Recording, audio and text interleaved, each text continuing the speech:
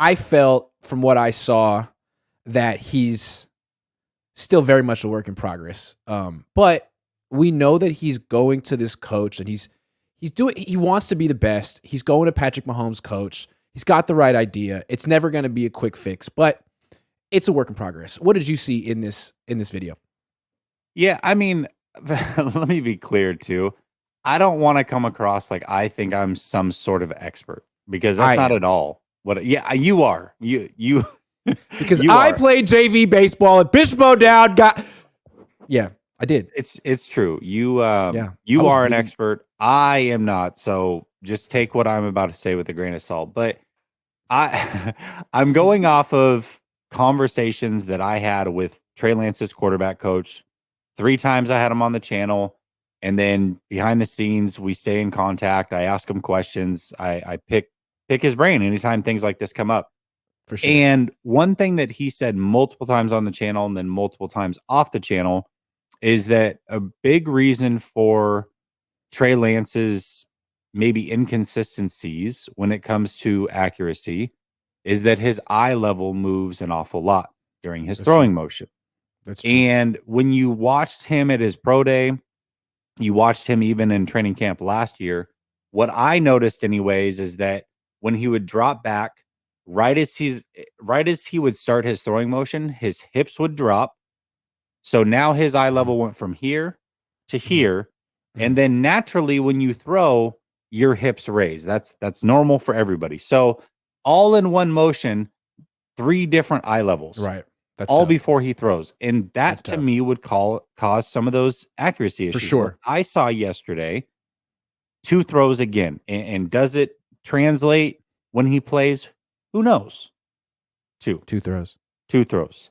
I'm your hype man. But in both of those throws, what I saw was his hip level stayed even until he actually started going forward in his throwing motion. At that point, his hips would raise. That is normal. But he wasn't going through 3 eye levels in one throwing motion. It was. I agree. I saw that too. So that's what I saw. That's good. That was the major improvement. That's improvement. And I think it's important to remember, like, changing or tweaking your throwing motion is extremely difficult. It doesn't happen overnight. It's gradual. And the person that we talk about who did it had the same issue, Jalen Hurts. I was looking at him last night. He's also a work in progress. He's gotten better. Like you can see he has a more flexed front leg when he transfers his weight. But by the time he releases the ball, that front leg is very straight. So I think he's in a work in progress. He's just a little bit further along than Trey at this point. What I'd like to see from Trey, the way I look at Trey is that I keep referencing this kid I went to high school with, Tyson Ross. He was in the major leagues for a long time. I don't know if you know who he was. He was a starting pitcher on the West Coast. He was with the Padres. He was an all-star, 6'5", 245. Went to Cal, second-round pick. Just a phenomenal athlete. And Tyson could throw a 96-mile-an-hour fastball without really using his legs. Like, just an extremely powerful arm. Trey has an extremely powerful arm. But I think for him to be the best, and that's why he's here, that's what he wants to do. For him to be like Mahomes, he needs to learn how to use his legs. Needs to learn how to let his legs do the work, because I think his arm does most of the work, which is going to lead to a little bit. You can't have the same arm slot every single time, the same release point every single time, if your arm's also providing the power. The arm should just be providing the accuracy. It's the guide. And the power comes from your weight transfer and your hip rotation. He can do this. He's got the right coaches. He's got the right mindset. He's bought in. It's going to take a little time, but that's what I think he's working on right now. Yeah, I mean, I also think that we've seen, first of all, it's also not out of the ordinary for every quarterback to tweak their mechanics every offseason. We've seen Brady did it forever. We saw it for Tom Brady. I mean, he talked about it 18 years in. He's like, yep, this offseason I tweaked some things. And hell yeah, every quarterback does it. So to act as if Trey Lance's mechanics were so crusty the clown that he can't figure this out, or he doesn't deserve grace to get better, that's where I kind of find this whole thing laughable. Every quarterback tweaks their mechanics, every single one of them, every single offseason. So he is no different. What he needs to do is just whatever his throwing motion is. And this is one thing that I heard, from his quarterback coach. We heard it from Dadow, who worked with him last year. I've heard it from Jordan Palmer. all of them say the same thing. There is no exact perfect motion, but whatever it is for you, you have to just be able to do it repeatedly with consistency. And whatever that may look like, people can nitpick, but it doesn't really matter. If it works for you, it works for you. Just be consistent with it. But the reason he's going to this coach now and working on these things and he's bought in is because he realizes that if he does get his legs more involved and let them do the work, that his accuracy will improve and he'll have less arm fatigue because he won't be whipping his arm around like he has been the last 4 or 5 years. So I think he's bought in. I think he understands that it can take him to the elite level. Because this is what I saw with Trey. First time I saw him in practice, it was like, oh my God, this is the best quarterback I've seen on this practice field. But then I had to step back and be like, who have I seen on this practice field? Jimmy, Nick Mullins, Colin Kaepernick, Alex Smith. It's like it's not a bunch of Hall of Famers. And then that year I went down and we saw the joint practice with the Chargers. And I'm standing there with Herbert and I'm like, whoa, this is different. With Herbert, the ball flies off his hand too, but it's effortless. There's an effortlessness. His arm is not he's providing any power. It's just the whole body is in sync. And then you look at Trey and he's grunting. You know what I mean? It's different, effortful delivery. And he's not as trained as Justin Herbert. Justin Herbert probably went to all those freaking Elite 11 camps and probably stuff that Trey Lance wasn't doing in Western Minnesota or wherever he's from. Right. So he's still young. He can still do it now, but he's a little bit behind the curve when it comes to like having that effortless, perfect in sync. He needs to be Justin Timberlake is what I'm saying. But the hair's going. He had the Justin Timberlake hair, but now it's gone. He needs to let it go. But he's been more 98 degrees, really, So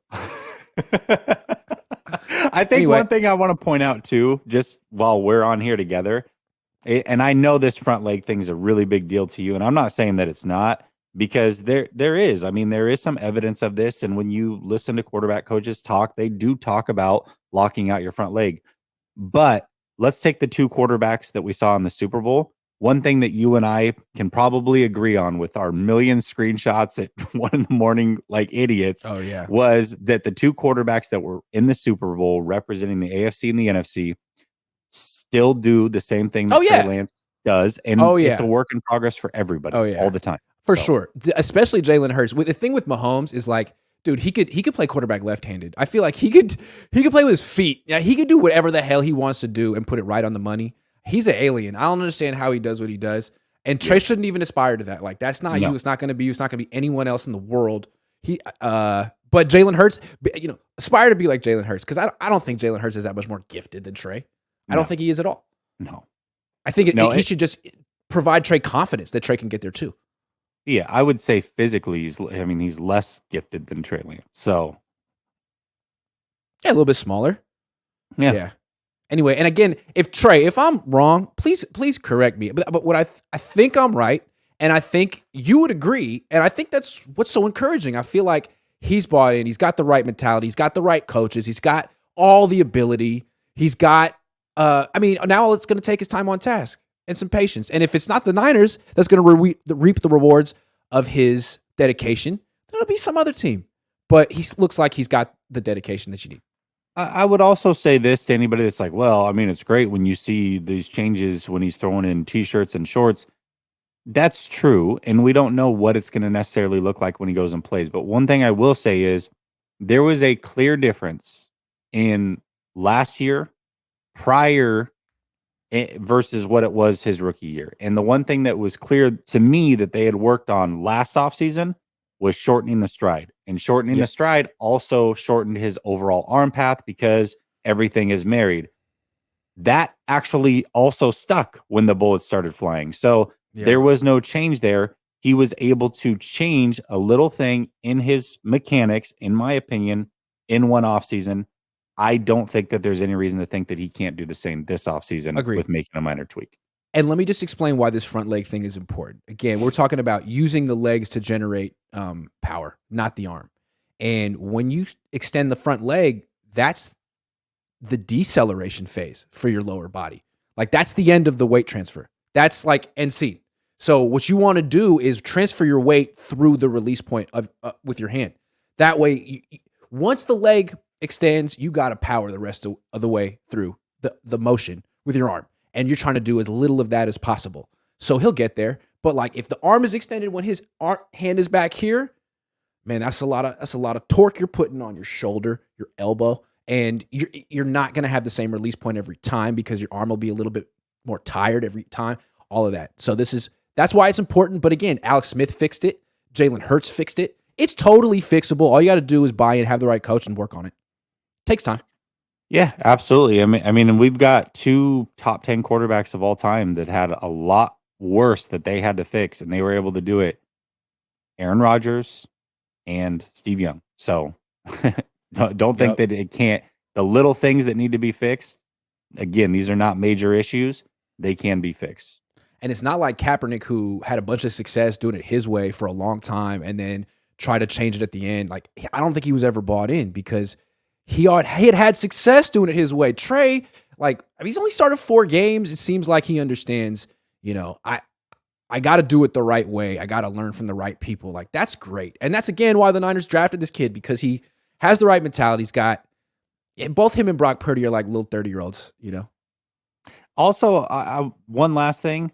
This is now the 3rd straight offseason that there has been a different quarterback coach incorporated for a short period of time. So what I would say is if you've had 3 of the best lay eyes on your motion and there's not a major change, then it's not that bad. They know more than we know, period. Yeah. Yeah, absolutely. Absolutely. Let's keep monitoring these clips. Thank you, Trey Lance, for putting them out there and allowing us to, nitpick them, given the fact that we're not really experts. But I think we understand the journey you're on and what you're trying to accomplish, and we salute you, sir. Salute. Kev F says Tyson Ross on A's was fire. Huge all arm, little motion. Yeah, man. He was great in high school too. I used to watch him up close with his little brother Joey back when Joey was like 5 feet tall. Joey also ended up going to the major leagues and was like 6'4". Those dudes were insane in high school. I always felt like Tyson was as good as any pitcher of his generation. He was just hurt a lot. Because if you ever watch him pitch, whoa, he moved his arm very fast. A 6'6" dude. It was like, yeah, right. Whoa. I never stood it against Tyson. I wanted to, but at the same time, I was scared, dude. I was like, dude. Well, when you're 6'6" huge. and you've got limbs that long, it's easy to generate a lot of torque, It was almost too easy for Tyson. I've never seen anyone generate torque. It was such little effort, like Tyson. He was like the right-handed Madison Bumgarner, but Bumgarner had that real nice and easy motion. It was kind of locked in at 92 miles an hour. Tyson was just like, boom, 96. It was like, it's great. Loved watching him. I heart you, Grant. I heart you more, Jess. He says, Danny. Hey, what's up? What it do? Niners says, I watched some film on Mahomes and his front leg looks similar to Lance's on short passes. The only time he has a bent front leg is on long passes. There you go. All I would say is I think Mahomes could hit receivers standing on his head. I think he's a little, little different. Probably could. Da Buddha says, damn, Grant, that new camera makes you look good as fuck. Thank you. I really appreciate it. Very handsome man, I think. But so is Jesse. Gammon Brown says, at Less Second Sports, what does it say about Kyle Shanahan and his system if he gets to the NFC Championship game 3 straight years with 3 different starting quarterbacks? It says exactly what my thought is when we talk about the quarterback position here in a bit. So, yeah, I'm with you, Gammon. It is an interesting perspective. It kind of makes him the modern day Joe Gibbs, because Joe Gibbs always had a different quarterback. I think he won 3 Super Bowls with 3 different quarterbacks, and his whole offense was run first. Yeah. And I think if Joe Gibbs were Kyle's age and coaching today, he'd probably lose in the NFC Championship a lot because he didn't have the quarterback. You could probably win. You could win that way in the 80s. It was done. A lot of teams did it. Bears did it, but I don't know if you do that anymore. So yeah, I would say he's the modern Joe Gibbs. It all comes down to the area you're coaching in. And actually, Vish and I were talking about this last night. He brought up a really good point. I bet you if Kyle Shanahan was back in the early 2000s, late 90s, whatever, coaching the Eagles, they probably would have won a Super Bowl because that run-first style would have benefited them versus putting everything on Donovan McNabb. So, it just depends on the team you get, how much do they fit your style, and then the era as well plays a big factor in this. All Niner says Mahomes is all upper body on short throws too, in my opinion. Sure. Mahomes has elite ball control. Like just his arm. He can put the ball exactly where he wants to. And he doesn't throw it that hard most of the time. I haven't seen that. Lance throws it very hard and hasn't shown elite ball control yet. So it's a little bit different. I would just say pointing to works for Mahomes isn't necessarily like I remember, not that but I remember when I first started getting serious about baseball when I was 16, Shooty Babbitt. He used to play in the league. He was a scout. My dad knew him. He was in media, and he started coaching me when I was 16. He was like, "Let me see your batting stance," and I just did the A-Rod stance because I thought A-Rod was the best because he was. And he was like, "Why are you doing any of that? You like your foot off the ground a little bit, your hand." He's like, "I don't know." I was like, "I don't know," because A-Rod does. He's like, "A-Rod's the best athlete in the world. He could do whatever he wants to do. Yeah. He can hit however he wants to hit. You can't do that. So why don't we?" It's like he just kind of broke it down and made it basic, and I was like, "Okay, that makes sense because I'm just a guy." Right, of course. I'm not saying Trey's just a guy, but compared to Mahomes, he's just a guy. Kind of. Now he's so you should be focused on mechanics. You know what I'm saying? For sure. For sure. J. Mark Garza says drafting players are just swings in the dark. Increase your chances of hitting by drafting positions of need 2 or 3 times. Use all 11 picks, i.e. 2 OT, 3 edge, 2 cornerbacks. Keep it up. You guys are great.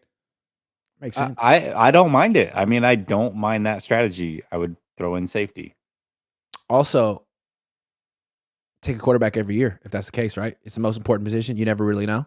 I mean, the Niners have 3 guys on their roster right now. They like them, but they don't really know if any of these guys are going to be on the team next year, honestly, or which one. Well, especially this team. They need to take quarterback every year. No doubt about it. Dave Barclay says, "What up, guys? How much did I miss tonight? 18 minutes. 18 minutes and 21 seconds. We reassured everyone about Trey Lance's mechanics, so you must be still upset because you missed it. We should all be able to agree," says Bobby D. "Trey Lance needs a haircut." For sure. I feel like once he cuts his hair and goes bald, like that's when you know he's ready. He's really ready. Oh, you know, like, that's like he's getting in his MJ bag? Yeah, exactly. Like he'll be like... If he comes in with super baggy jeans, a hoop earring, and a bald head, you know it's over.